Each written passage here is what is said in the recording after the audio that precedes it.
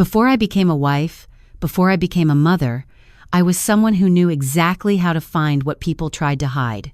I spent 6 years as a cybersecurity analyst for a mid-size financial firm in Atlanta.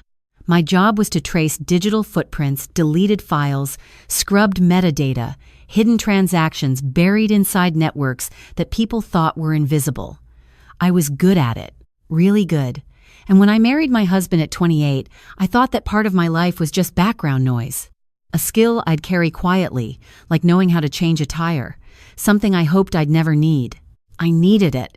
My daughter was 4 years old when my husband sat across from me at our kitchen table, poured himself a glass of water, and told me he wanted a divorce. He didn't look sad. He didn't look guilty. He looked like a man who had already done his math and liked the numbers. "I want the house," he said. "The business accounts are mine. You can take your car and whatever's in your personal checking." I remember staring at the refrigerator behind him. There was a drawing my daughter had made, taped to it a purple house with a yellow sun and 4 stick figures, our little family all holding hands. She had written our names in red crayon, the letters crooked and sweet. I didn't say anything that night. I didn't cry. I just looked at that drawing and understood, very clearly, that the man sitting across from me had been planning this for a while. His name isn't important. I'll just call him my husband. Because that's what he was for 5 years. That's what I believed he was. Not just legally, but in every real sense of the word. I cooked in that kitchen. I drove our daughter to preschool every single morning. I worked part-time from home for 3 years while he built the business, partly because the business needed my skills, and partly because we both wanted someone home with our daughter when she was small. I built the client database. I set up the security infrastructure. I configured the cloud backups. I was, in every practical sense, the invisible architecture behind everything his company ran on. He just never thought that would matter. The week after he told me he wanted a divorce, I found out about her. A woman he worked with. From small details, a receipt in his jacket, a name that appeared too often in his phone, the way he'd started tilting his screen away from me when he sat on the couch. I didn't confront him. I filed the information away, the same way I'd spent years filing data at work, quietly, carefully, in a place where it wouldn't disappear. My husband's attorney sent over the initial asset disclosure 2 weeks later. I sat at my kitchen table and read through it the way I used to read network logs line by line, looking for what didn't belong. And what I found was a document that was technically accurate in the way a magician's trick is technically accurate. Everything you're supposed to see is right there.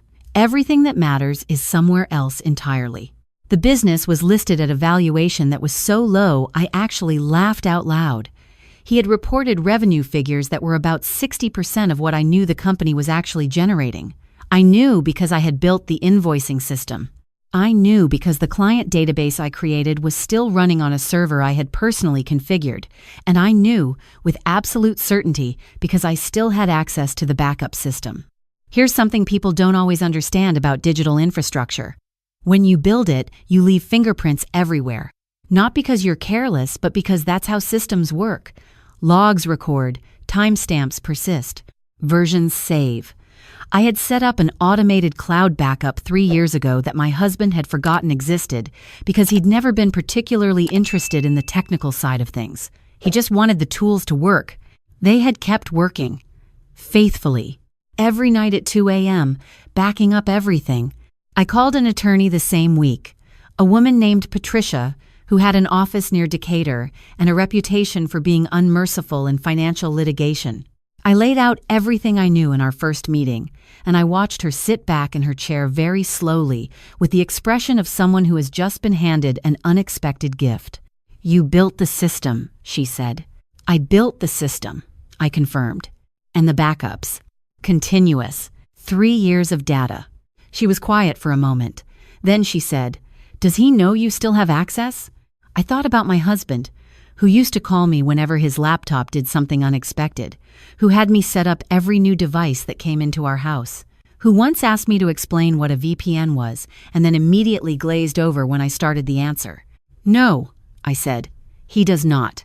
Patricia told me not to touch anything, not to access anything, not to download anything, not to alert him in any way. Let him believe what he believed. Let his attorney file whatever they were going to file. We would respond when the time was right and not before. I went home that evening and made my daughter dinner. She had recently become obsessed with dinosaurs and spent the entire meal explaining to me, very seriously, why the Brachiosaurus was underrated. I listened to every word. I cut her food into small pieces and refilled her juice and thought about how fiercely I needed to protect this small person's future and how I was going to do exactly that. The next few weeks were a study in playing dumb. My husband moved through our shared spaces with the particular confidence of someone who believed the outcome was already settled. He was polite in the way people are polite when they've already mentally moved on, not cruel, not kind, just absent. He started coming home late. He took calls in the other room. Once, I walked past the office and heard him laugh at something the way he used to laugh with me, easy and unguarded, and the sound of it hit somewhere private. But I kept my face neutral. I asked Patricia's paralegal what documents I should be gathering. I organized, I prepared. What I did not do was tip my hand. The thing about hiding assets in a small business is that it requires consistent fiction. You have to suppress revenue in your reported numbers while keeping actual revenue flowing, and that means the money has to go somewhere. It rarely just disappears. Usually it moves. Into a secondary account, a personal LLC, a relative's name, a stream of cash payments that never touch the official books. My husband had chosen a combination of approaches. He had a secondary business account at a different bank, one that wasn't listed in the disclosure. He had been routing a portion of client payments there for at least 18 months.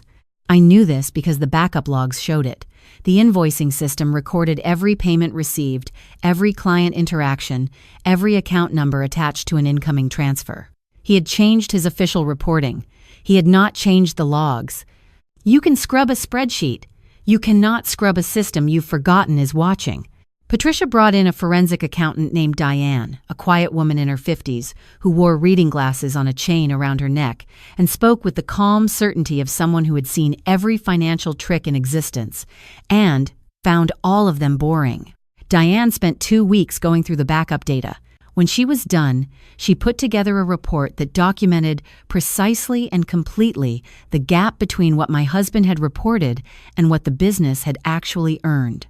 The number was significant, more than I had expected, honestly. 3 years of selectively suppressed revenue adds up. I did not allow myself to feel triumphant about this. Triumph felt premature. I had learned, in 6 years of security work, that the worst mistake you could make was celebrating before the vulnerability was patched. You stayed focused. You stayed quiet. You waited for the right moment to execute. My husband's attorney was a man named Gerald who had an expensive haircut and a manner that suggested he considered most opposing counsel a minor inconvenience. He had sent Patricia a settlement proposal that was, in Patricia's words, impressively audacious. My husband would keep the house, the business, and the primary investment accounts. I would receive a small monthly support payment, my car, and the contents of my personal checking. Custody would be split, but the language around it was structured to position him for primary, with language that vaguely referenced my instability, a word that appeared twice in the document with no supporting specifics, just floating there like a preemptive threat. When Patricia showed me the custody language, something went still inside me. I had expected the financial aggression. I had prepared for it. But seeing the word instability written in clean legal formatting, placed there to diminish me before I'd had a single chance to speak that clarified something. This was not a man who had fallen out of love and wanted an honest separation. This was a man who had decided to take and had planned carefully for it. I thought about my daughter and her dinosaur encyclopedia. I thought about every morning I had gotten up before 6 to make her breakfast so she would have a calm start to her day. I thought about the fact that she had once, at 3 years old, gotten a fever of 104 inches the middle of the night, and I had sat on the bathroom floor with her for 4 hours, keeping her cool, singing to her, while my husband slept because he had an early meeting. I told Patricia I was ready whenever she was. The preliminary hearing was procedural, both sides presenting the basic shape of their positions. Gerald was smooth and comfortable, the way expensive lawyers are. He spoke about my husband's role as the primary earner, his commitment to his daughter's well-being, his vision for a fair and reasonable resolution. Patricia was courteous and brief. She said we were prepared to contest the asset valuation and would be submitting additional documentation at the appropriate time. Gerald smiled at that, the way you smile at something you don't consider a real threat. My husband, sitting beside Gerald, glanced at me once across the room. His expression was composed, a little distant. He had already decided how this ended. I could see it in the set of his shoulders, the slight relaxation in his jaw. He thought he had done everything right. Hidden what needed hiding, structured what needed structuring, filed what needed filing. He had just forgotten one thing. He forgot that the woman he married was someone who built systems for a living, and systems remember everything. In the 6 weeks between the preliminary hearing and the final proceedings, Patricia and Diane finalized the documentation. The backup data was authenticated by a third-party technical expert who confirmed the logs were unaltered and chronologically consistent. The secondary bank account was traced through transaction records. Diane's report cross-referenced client payment amounts from the backup system against the amounts reported in official business filings and laid out, line by line, every discrepancy. There were a lot of lines. Patricia also pulled together documentation on the relationship with the other woman, not because infidelity automatically changes financial outcomes in Georgia, but because it established a context for the timeline. The hidden account had started receiving diverted funds approximately 2 months after that relationship began. The pattern told a story without needing narration. My mother called me during this period almost every day. She lived in Savannah and wanted to drive up and stay with me, and I kept telling her I was fine, that I had it handled. She didn't entirely believe me, but she trusted my voice when it went quiet and certain. She knew that tone. She'd heard it when I was 12 and decided I was going to learn to code from library books, and when I was 22 and told her I was moving to Atlanta with nothing but a job offer and a suitcase. "You were always the one who saw things clearly," she told me once on the phone, in a voice that was trying not to be worried. "I see this clearly," I told her. My daughter stayed with my mother for the week of the final hearing. I drove her to Savannah on a Sunday, watched her run up the front porch steps with her backpack bouncing, and stood in the driveway for a long moment after my mother's front door closed. The afternoon was warm and quiet. A neighbor's wind chime was moving in a slow breeze.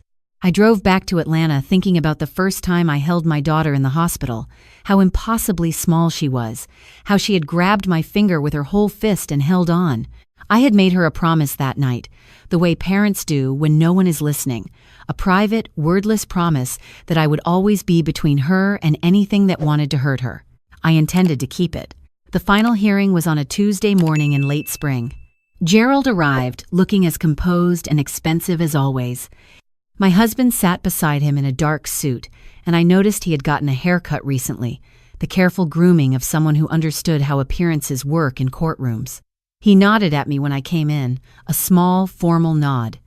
I nodded back and sat beside Patricia. The first part of the hearing went as expected. Gerald presented the asset disclosure, the business valuation, the proposed settlement structure. His narrative was polished, a reasonable man making a reasonable offer, a business he had built through his own dedication, a settlement that reflected a fair accounting of the marriage. Patricia waited. She had the quality of stillness that I've noticed in the best technical professionals, the kind of stillness that isn't passive, but is instead a form of focus so complete it looks like calm. She sat with her hands folded on the table, listening to Gerald with an expression of courteous attention, and waited for her turn. When it came, she didn't start with numbers. She started with context. She explained who I was. Not just as a spouse, but professionally my background, my role in building the company's technical infrastructure, the specific systems I had designed and implemented. She explained that, as the architect of those systems, I had a precise and documented understanding of how they functioned, including what data they retained and how. Gerald's first sign of discomfort was subtle, a slight adjustment in his posture, nothing more. Then, Patricia introduced Diane. Diane presented her findings with the same methodical calm she'd brought to every conversation I'd had with her. She walked through the backup data, the invoicing records, the cross-referencing of payment amounts. She presented the documentation of the secondary account. She showed the timeline, the gap between what was reported and what the system recorded, month by month, going back 3 years. The numbers were on a shared display where everyone in the room could see them. I was watching Gerald when the full picture became clear to him. It wasn't a dramatic moment. It wasn't loud. It was a man looking at a set of numbers and understanding, with professional certainty, that the case he had prepared no longer existed in the form he had prepared it. I saw him pick up his pen, set it down, and pick it up again. I saw him turn to my husband and say something very quietly. My husband had gone absolutely still. Gerald asked for a brief recess. It was granted. During the recess, I stood in the hallway with Patricia and drank a cup of bad coffee from a machine near the elevator. Patricia didn't say much. She had the energy of someone running a calculation internally, adjusting for new variables. After a few minutes, she said, quietly, "He's going to want to settle." "I know," I said. "What do you want?" I thought about that for a moment. Not what I wanted in the abstract. What I actually needed for my daughter and for the life I was going to rebuild. "The house," I said. "Primary custody. Health insurance for my daughter. In writing, maintained by him until she's 18. And the business valuation corrected to reflect actual revenue, with my share of the marital asset calculated accordingly." Patricia wrote it down. The recess lasted 20 minutes. When we returned, Gerald was more careful, more precise, less smooth. He asked several technical questions about the backup data, how it had been obtained, who had authenticated it, whether the chain of custody was documentable. Diane answered each one without blinking, and each answer confirmed what he already understood, that the data was clean, the authentication was solid, and there was no procedural mechanism to exclude it. My husband sat beside Gerald and looked at the table. At one point, he looked up and found my eyes across the room. I held his gaze for a moment, not with anger, not with triumph. I was too tired for either, just with the flat, clear look of someone who had seen the whole situation for exactly what it was. He looked away first. The settlement that was eventually reached that day looked very different from Gerald's original proposal. The house came to me. Primary custody came to me. Health insurance for my daughter, mandatory and documented. The business valuation was recalculated based on Diane's report, and my share reflected actual marital assets, not the fiction he had tried to substitute for them. My husband's attorney, to his credit as a professional, moved through the revised terms without apparent emotion. He was doing his job. I didn't hold that against him. My husband signed the documents with a hand that was steady, because he was the kind of man who would not allow himself to visibly fall apart in a room full of people. I'll give him that. He signed, and he stood, and he walked out without looking at me again. I sat in the parking lot for a little while after it was done, not crying, not celebrating, just breathing. The Atlanta skyline was sharp against a blue May sky, and the traffic on the street below moved the way it always moves, indifferent to whatever had just happened in the building behind me. Life doesn't pause. It just keeps running, collecting data, logging everything. I drove to Savannah that evening. My daughter was in the front yard when I pulled up, chasing a butterfly with a level of dedication I found genuinely admirable. She abandoned the butterfly the instant she saw my car and sprinted across the grass in the ungainly, full-speed way that 4-year-olds run, arms pumping, completely unself-conscious. I caught her, swung her up, held her tight. She smelled like sunscreen and grass and the specific warmth of a child who has spent a happy afternoon outside. She told me immediately that Grandma had let her stay up late and that she had found a roly-poly bug under a rock and that the butterfly she'd been chasing was probably magic. I told her I believed her about the butterfly. My mother stood on the porch watching us, and when I looked up at her over my daughter's head, she didn't say anything. She just nodded once, slow and quiet, the way people do when the thing they needed to know is confirmed. That night, after my daughter was asleep in my mother's guest room with her dinosaur book tucked under the pillow, I sat on the back porch with my mother and 2 glasses of sweet tea, and I told her everything. The backup data, the secondary account, the hearing, the moment Gerald's case dissolved in front of him. My mother listened to all of it. Then she was quiet for a moment, looking out at the dark yard. "He forgot who he married," she said finally. I thought about that. I thought about all the small ways people disappear themselves inside a marriage, the expertise quietly set aside, the professional identity softened, the sharp edge of what you know rounded down in the interest of keeping the peace. I had done some of that. Not intentionally, but gradually. the way water shapes stone. I had become, in his mind, the woman in the kitchen with the grocery lists and the school pickups. He had simply forgotten that she was also the woman who had built the architecture his entire business ran on. People make that mistake about capable women more than you'd think. I didn't go back into full-time cybersecurity right away. I took a remote consulting contract first, something I could do in the evenings after my daughter was in bed, while I rebuilt our routines and found our footing in the house that was now fully, simply ours. My daughter started kindergarten that fall and came home every day with new information she considered urgent about letters, about seasons, about which kids in her class were trustworthy and which were not. I listened to all of it. I made dinner every night in the kitchen where her crayon drawings were still on the refrigerator, newer ones layered over the old.